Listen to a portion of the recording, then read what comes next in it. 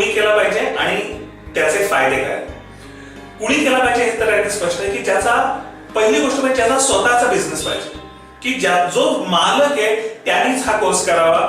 नोकरी मिळवण्यासाठी या कोर्सचा उपयोग आहे. दुसरं कॅटेगरी आहे ते म्हणजे असे उद्योगपती की ज्यांना स्वतःची मुलं आपल्याच व्यवसायात जास्त चांगलं काम करावं म्हणून त्यांना काही विशेष शिक्षण देणं गरजेचं आहे किंवा मॉडर्न मॅनेजमेंट टेक्निक्स आणायचे आहेत. व्यापाऱ्यांना स्वतःच्या मुलांना जास्त केपेबल बनवायचं आहे, तर त्यांनी त्यांची सेकंड जनरेशन मुलं असतील, भाचे पुतणे असतील की जे त्यांच्यानंतर हा उद्योग सांभाळणार असतील तर त्यांनी या कोर्सला यावं. आणि तिसरी कॅटेगरी आहे ते म्हणजे काही कारणांनी ज्यांच्याकडे भरपूर पैसा आलेला आहे पण हातात म्हणावा तसा उद्योग नाहीये, तर ते जर या कोर्सला आले तर या संपूर्ण वर्षभरात आपण इतके वेगवेगळे बिझनेस मॉडेलचा अभ्यास करणार आहोत की त्या योगे त्यांना कुठला तरी नवीन बिझनेस नक्की मिळणार. सो अशा 3 टाईपच्या लोकांनी या कोर्सला यावं असं माझं रिक्वेस्ट आहे.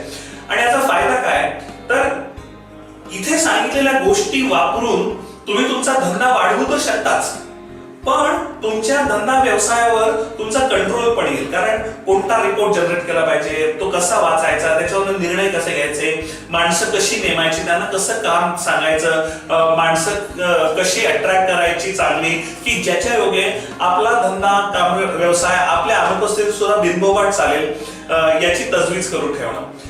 किंवा आपल्या उद्योगधंद्यामध्ये नवीन इन्व्हेस्टमेंट कशी घ्यायची, टायअप्स कसे करायचे की ज्याच्यामुळे आपण नवीन क्षेत्रामध्ये नवीन प्रॉडक्ट मध्ये एंट्री करू शकतो.